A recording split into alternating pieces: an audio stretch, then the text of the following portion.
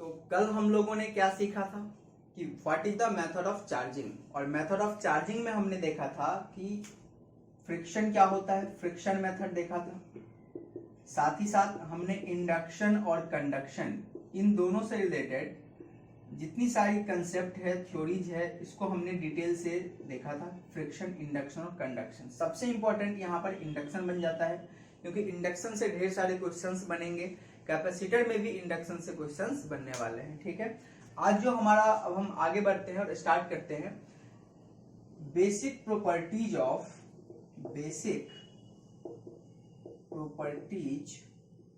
Of charge. Charge की क्या क्या बेसिक प्रॉपर्टी है, इससे रिलेटेड चीजें हम देखेंगे आज। तो चलिए इसको, सबसे पहला प्रॉपर्टी चार्ज का क्या है कि चार्ज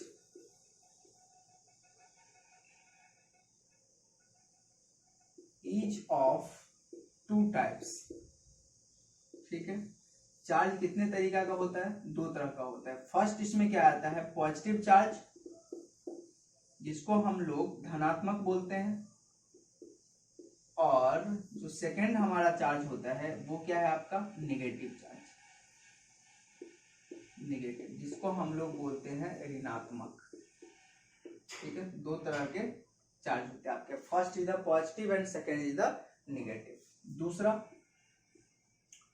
जो चार्ज होता है, जैसे सिमिलर चार्ज हो गया, एक तो पॉजिटिव चार्ज हुआ और दूसरा क्या हो गया, नेगेटिव चार्ज हो गया। तो जो पॉजिटिव चार्ज रहेगा, यानी कि जो सिमिलर चार्ज होगा वो रिपेल करेगा एक दूसरे को, रिपेल ईच अदर।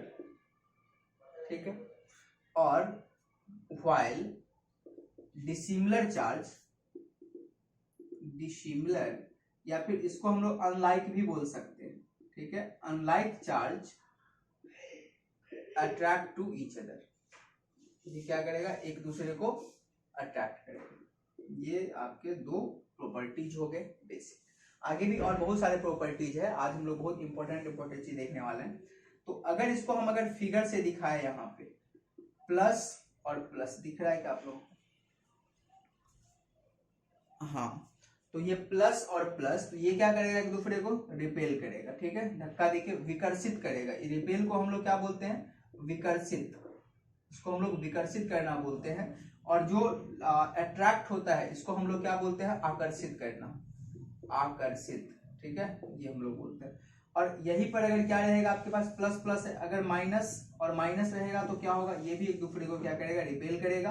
और अगर प्लस और माइनस रहा तो एक दूसरे को क्या करेगा, अट्रैक्ट करेगा। तो this is the properties of charge. तो ये दो प्रॉपर्टीज हो गए आपके चार्ज के। नाउ आगे हम लोग बढ़ते हैं, होप समझ में आ रहा है, ये बेसिक इंपॉर्टेंट प्रॉपर्टी है यहाँ पे। आगे बढ़ते हैं हम लोग, इसको नोट कीजिए। अब थर्ड जो प्रॉपर्टी है आपके पास इसका, वो क्या है, एडिटिव प्रॉपर्टी है चार्ज का। ठीक है, एडिटिव प्रॉपर्टीज, इसको हम लोग इसके नाम से जानते हैं। अब what is the additive property, अब यहाँ से इंपॉर्टेंट चीज डिस्कशन होना स्टार्ट होता है कि एडिटिव प्रॉपर्टी क्या करता है कि जो चार्ज होता है, जो टोटल चार्ज होता है किसी भी सिस्टम का, किसी भी सिस्टम में जो टोटल चार्ज होता है, ये अलजेब्रिक सम के बराबर होता है। जैसे total charge of an system will be equal to algebraic sum, ठीक है, ऑफ ऑल चार्जेज, जितने सारे चार्जेज है सभी चार्ज के क्या होगा, अलजेब्रिक सम के बराबर होगा। कैसे, मान लेते हैं कि एक सिस्टम है हमारे पास, इसमें Q1 चार्ज है, Q2 चार्ज है, माइनस Q3 चार्ज है, अगर देखेंगे माइनस Q4 चार्ज है, फिर Q5 चार्ज है।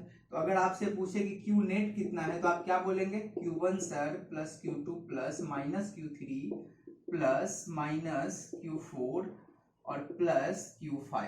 तो ये सर इतना आपके पास चार्ज होगा। This is the known as additive property of charge, यानी कि टोटल चार्ज अगर निकालना है तो सबको हम सिंपली क्या कर देंगे, ऐड कर देंगे। ठीक है, तो this is the third property of charge. Note कीजिए, इसको हटाते हैं। अब हम लोग देखेंगे चौथा प्रॉपर्टी, जो क्या है हमारा conservation of charge. Fourth property है कंजर्वेटिव प्रॉपर्टी, कंजर्वेटिव प्रॉपर्टी।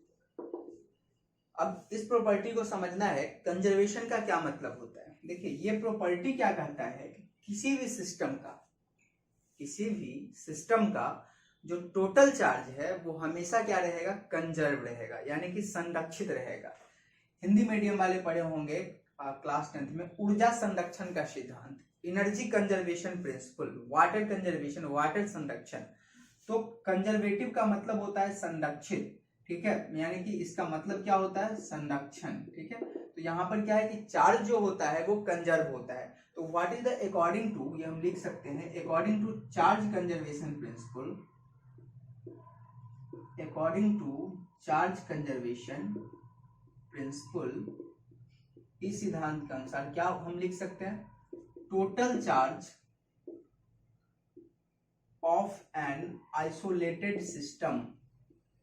अब यहां पर वर्ड आया isolated, isolated system will remain conserved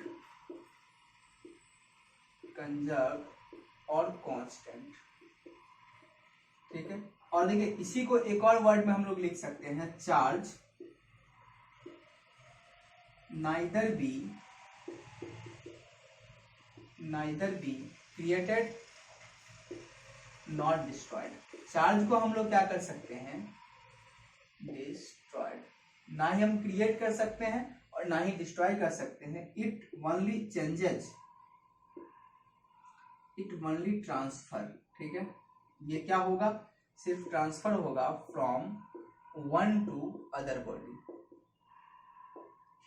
समझना है चीजों को अच्छे से कि कंजर्वेशन ऑफ चार्ज जो है, कंजर्वेटिव प्रॉपर्टी चार्ज का क्या कहता है, इसके अनुसार कि total charge of an isolated system will remain conserved और कांस्टेंट। मतलब किसी भी आइसोलेटेड सिस्टम का जो टोटल चार्ज होगा वो हमेशा कांस्टेंट होगा। अब आइसोलेटेड सिस्टम का क्या मतलब है, ठीक है, आइसोलेटेड हम बार बार बता चुके हैं, आइसोलेटेड का मतलब होता है अलग थलग, यानी कि एक वैसा सिस्टम जिसको बाहरी दुनिया से कोई मतलब नहीं है, ठीक है, इसको हम लोग आइसोलेटेड सिस्टम बोलते हैं। जस्ट एन एग्जांपल्स हम इसको समझते हैं। सपोज दैट कि आपके क्लास में 10 बच्चे बैठे हुए हैं, ठीक है, मुझे छोड़ के बच्चे हैं, और सभी के पास 10-10 कूलम चार्ज है, ठीक है, 10 बच्चे हैं, राम है, श्याम है, मोहन है, गीता है, सीता है, विशाल है ना, दीपक है, प्रेम है।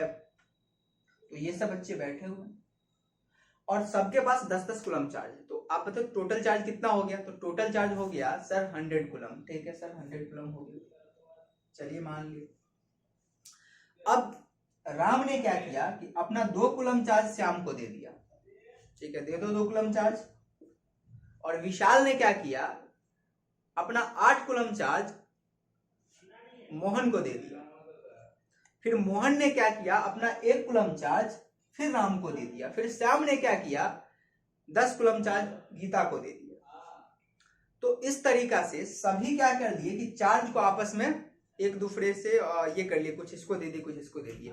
जब ऐसा करने के बाद जब टोटल चार्ज बचेगा सिस्टम में वो कितना होगा, तब भी 100 कूलम भी होगा।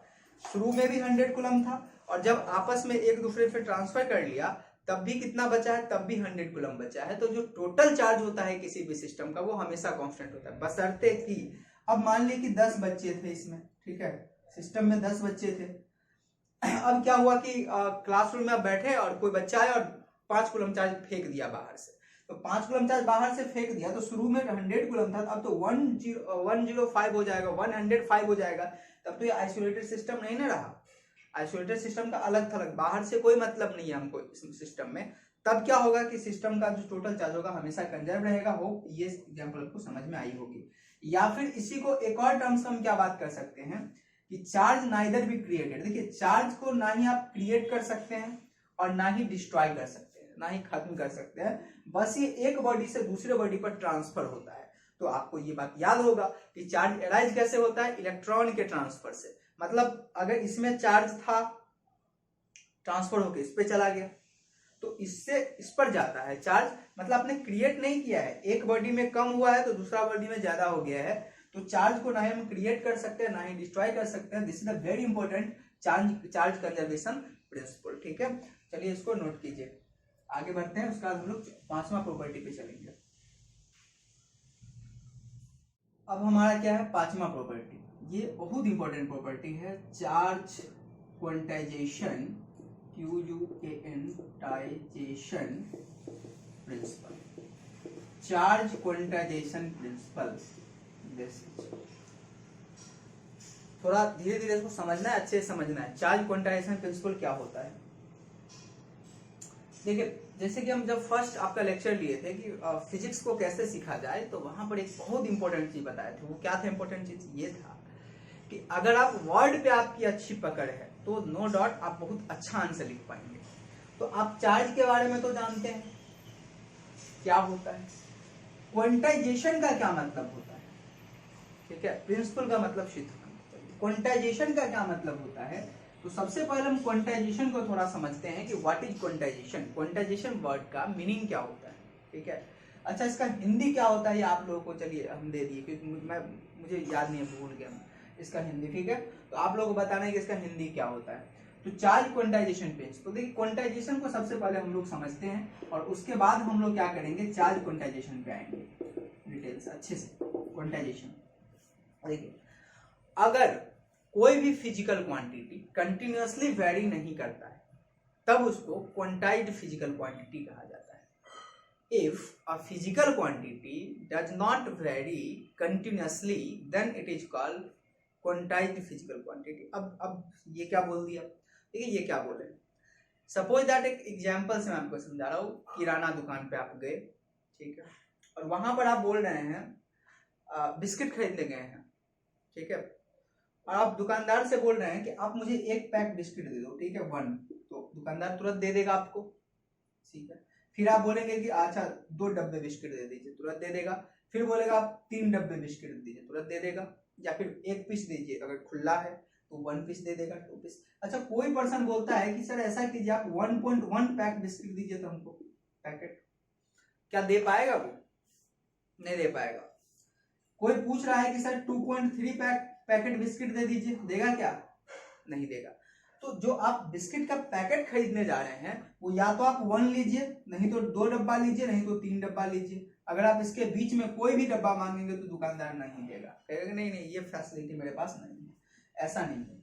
तो देखिए जो नंबर ऑफ पैकेट जो है, बिस्किट का जो पैकेट है, इसको आप कैसे मेजर कर सकते हैं, या तो 1 माप सकते हैं, या फिर 2 माप सकते हैं, या फिर 3 माप सकते हैं, या फिर 4 डब्बा है, 5 डब्बा। अगर 1.1 पैकेट कोई बोलेगा तो देना ही नहीं है उनको, क्योंकि उसके पास है ही नहीं। मतलब पैकेट जो है यहाँ पर, इस नॉर्मल से चीज समझना है, जो बिस्किट का जो पैकेट है इसको कंटिन्यूअसली मेजर नहीं किया जा सकता है। अब आप कहेंगे सर कंटिन्यूअसली तो है 1 2 3, नहीं 1 2 3 कंटिन्यूअसली नहीं है, 1 और 2 के बीच में इनफाइनाइट रियल नंबर है, जैसे 1.1 1.2 1.01 1.112, इसमें तो एग्जिस्ट नहीं करता है, तो ये कंटिन्यूअसली मेजरमेंट नहीं। तो ये चीजें हैं जो कंटिन्यूअसली मेजरमेंट नहीं किया जा सकता है, ठीक है। ये आइटम जो बिस्किट की हम बात की। अब चलिए हम दूसरा मान लेते हैं, हम शुगर चीनी खरीदने जाते हैं, ठीक है। ये चीनी गया खरीदने, कौन? ये गया खरीदने विशाल गया चीनी खरीदने किराना दुकान पे, ठीक है। अब ये गया और बोलता है कि आप हमको 1 kg चीनी दे दीजिए, एकदम दुकानदार खुशी। अब ये बोलता है सर 1.1 kg दे दीजिए, दे देगा, कोई दिक्कत नहीं है, सुविधा है मेजर करने का। फिर बोलेगा सर 1.01 kg दे दीजिए, तब भी दे देगा, डिजिटल आजकल तराजू आ गया है। ये बोलेगा कि 1.11234 ये दे दीजिए, ये भी दे देगा।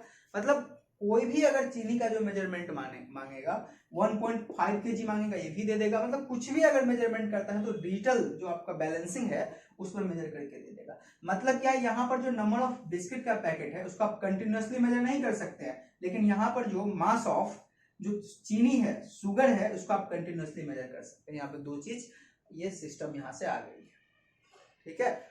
तो 2 तरह का यहाँ पर फिजिकल क्वांटिटी दिख रहा है, एक तो सर ऐसा जिसको आप कंटिन्यूअसली मेजर नहीं कर सकते हैं, और एक तो वो है जिसको आप सर कंटिन्यूअसली मेजर कर सकते हैं।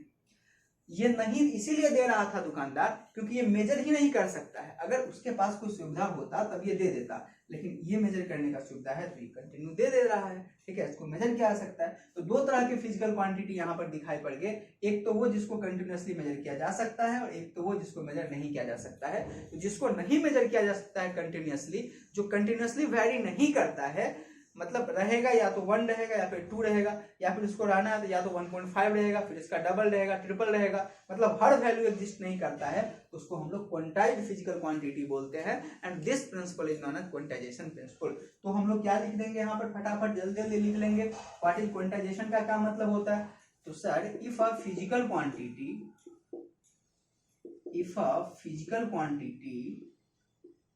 डज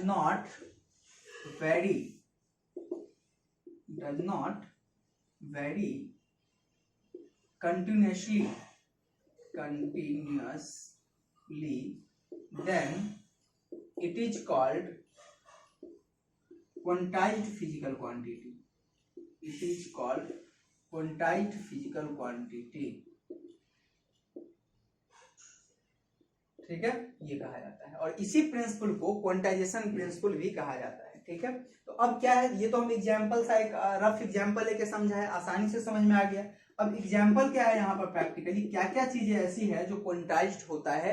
तो सबसे पहला क्या है, चार्ज। सर चार्ज क्वांटाइज्ड होता है, कैसे होता है अभी समझाएंगे, इसके जस्ट बाद समझाएंगे। सर चार्ज क्वांटाइज्ड होता है। दूसरा सर काइनेटिक एनर्जी जो होता है, या फिर एनर्जी आप बोल सकते हैं, एनर्जी, क्या एनर्जी क्वांटाइज्ड होता है? नहीं, energy of electron in orbit, orbit में जो इलेक्ट्रॉन का एनर्जी होता है ये क्वांटाइज्ड होता है, ना कि आपका एनर्जी क्वांटाइज्ड होता है। अच्छा, ऑर्बिट में इलेक्ट्रॉन का एनर्जी कैसे क्वांटाइज्ड होता है? चलो मैं थोड़ा सा बता दूं। एटॉमिक स्ट्रक्चर सभी बच्चे क्लास 11th में पढ़े होंगे। तो एटॉमिक स्ट्रक्चर में क्या कहता है कि सर यहाँ पर प्लस होता है, यानी प्रोटॉन न्यूट्रॉन होता है, और ये देखिए इलेक्ट्रॉन ऑर्बिट करता है। तो आप पढ़े होंगे ना, फर्स्ट ऑर्बिट का, सेकंड ऑर्बिट का, थर्ड ऑर्बिट का, सबका अपना अपना एनर्जी लेवल होता है।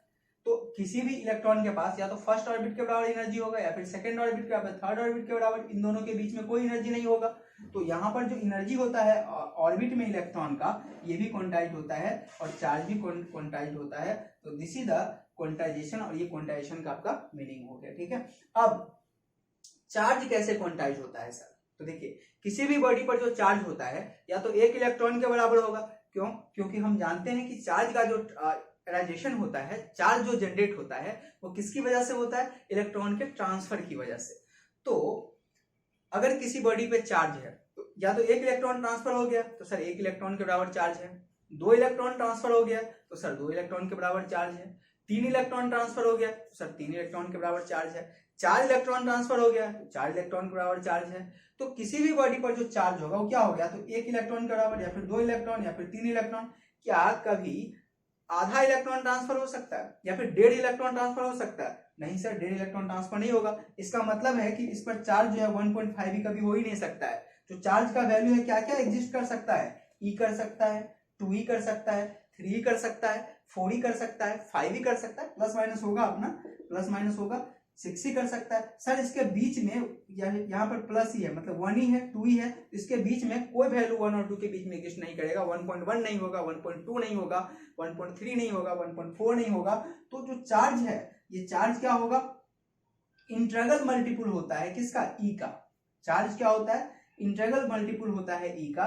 This is known as charge quantization principle. तो चार्ज भी तो कंटिन्यू वैरी नहीं किया, 1e 2e 3e ऐसे करके हो गया। तो ये भी क्या है? क्वांटाइज्ड है, इसीलिए क्या होता है? Charge quantization principle. मतलब चार्ज भी क्या है? एक क्वांटाइज्ड फिजिकल क्वांटिटी है, और इसी प्रिंसिपल को हम लोग चार्ज क्वांटाइजेशन प्रिंसिपल बोलते हैं। इसको नोट कीजिए फटाफट, इसको अभी नहीं करना है, मैं इसको बता रहा हूँ यहाँ तक। अच्छा, एक और एग्जाम्पल है एनर्जी ऑफ फोटोन। ठीक है, एनर्जी ऑफ फोटोन। फोटोन क्या होता है? एक लाइट पार्टिकल होता है, इसका एनर्जी h न्यू के बराबर होता है। इसको थोड़ा नोट कीजिए।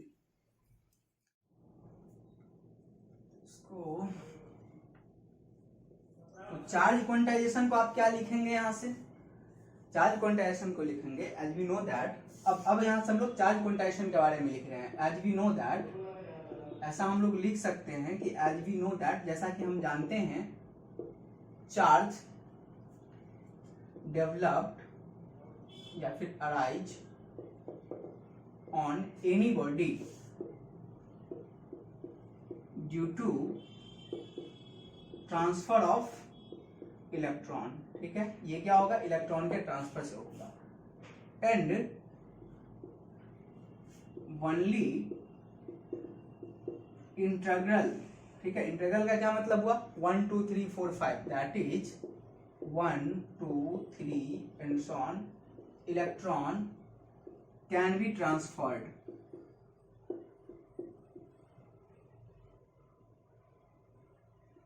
ठीक है, कैन बी ट्रांसफर्ड, ठीक है।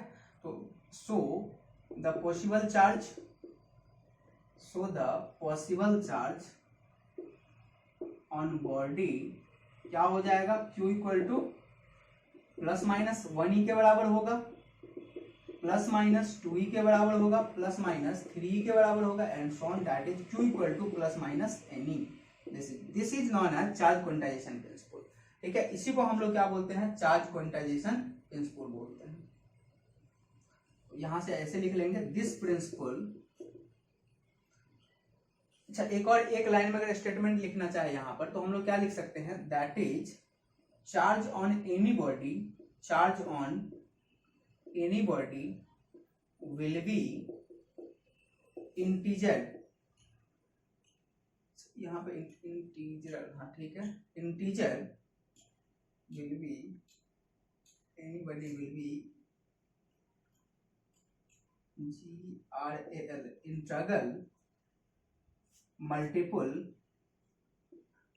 इंटीग्रल मल्टीपल ऑफ E, ठीक है। This is called charge quantisation, this is called charge quantization principle. इसको हम लोग क्या बोलते हैं, चार्ज क्वांटाइजेशन प्रिंसिपल। तो ये चीजें हैं, ये चीजें आप जो अभी बताए हैं, तो इस समझ में आना चाहिए चार्ज क्वांटाइजेशन प्रिंसिपल कि क्या होता है, बहुत इंपॉर्टेंट है। एग्जाम में हमेशा अगर यहाँ से क्वेश्चन पूछता है तो ये वाला जरूर पूछ देता है कि what do mean by charge quantization principle, या फिर चार्ज क्वांटाइजेशन प्रिंसिपल एक शॉर्ट नोट्स लिखने के लिए यहाँ से पूछा जाता है, ठीक है। अच्छा, यहाँ पर n का वैल्यू क्या क्या हो सकता है, 1 हो सकता है, 2 हो सकता है, 3 हो सकता है, 4 हो सकता है, इंटीजर ही हो सकता है। ये कभी भी फ्रैक्शन नहीं होगा, यानी कि पॉइंट में नहीं होगा, डेसिमल में नहीं आएगा, ठीक है। तो this is a charge quantization principle, note कीजिए इसको। चलिए क्वेश्चन हम लोग देखते हैं। A body have 1 coulomb charge, how much electrons transferred? कह रहा है एक बॉडी के पास 1 कूलम चार्ज है, तो आप बताइए कि कितना इलेक्ट्रॉन ट्रांसफर हुआ है। तो बॉडी पे अगर चार्ज आया होगा 1 कूलम, तो चार्ज आया कैसे होगा, किसी बॉडी पर चार्ज आता कैसे है, इलेक्ट्रॉन के ट्रांसफर से। तो पूछ रहा है कि अगर 1 कूलम चार्ज है तो कितना इलेक्ट्रॉन ट्रांसफर हुआ होगा। तो सॉल्यूशन क्या होगा आपका, यहाँ से देखें, चार्ज कितना दे रखा है सर, 1 कूलम है, और हम जानते हैं सर चार्ज का formula Q equal to NE, तो Q के जगह पे 1 coulomb sir, n number of electron तो पूछ रहा है ट्रांसफर, और E का वैल्यू होता है 1.6 into 10 to power sir minus 19 coulomb. तो यहाँ से n सर निकाल दिए, 1 by 1.6 into 10 to power minus 19, कितना होगा, इसको सोल्व करें तो हो जाएगा ये मेरे ख्याल से 6.25 into 10 to the power 18 electron. मतलब इसको आप याद भी रख सकते हैं कि 1 कूलम में इतना इलेक्ट्रॉन ट्रांसफर होता है, 1 कूलम चार्ज में इतना इलेक्ट्रॉन होता है, ट्रांसफर्ड होता है, ठीक है। तो ये आप ऑब्जेक्टिव भी इसमें कई बार इस तरह से पूछ लिया जाता है यहाँ से, ठीक है, नोट कर लीजिए। सिंपल सा साधारण सा क्वेश्चन था, ऑब्जेक्टिव टाइप से।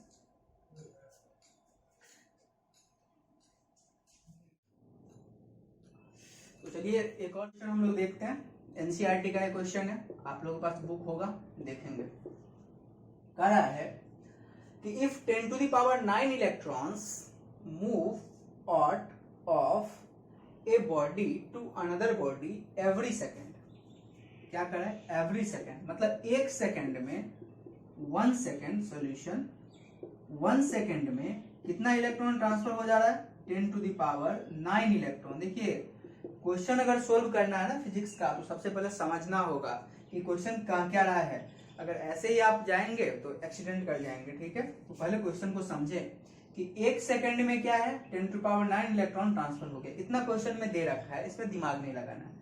How much time is required to get a total charge of 1 coulomb.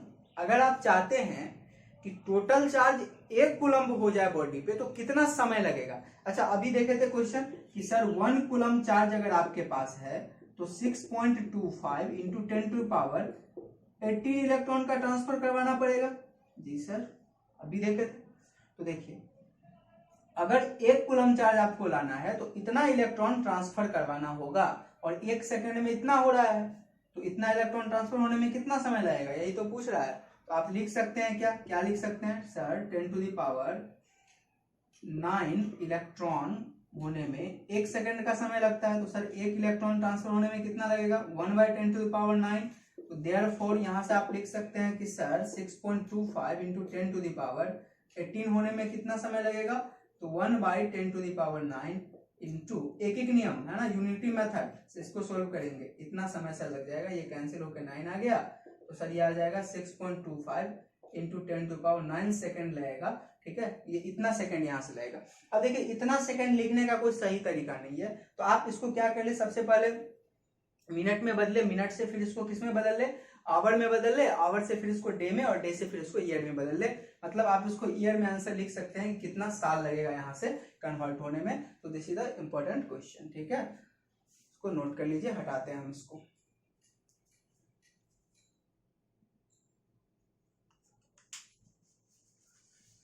और एक क्वेश्चन जो है आप लोगों को घर से करने के लिए दिया जाता है। ठीक है, और ये क्वेश्चन ये है कि, और ये भी बता दिए हैं कि ये क्वेश्चन आपको एनसीईआरटी में मिल जाएगा सॉल्व किया हुआ, तो ये भी पता चलेगा कि आप लोग पढ़ रहे हैं कि नहीं। हाउ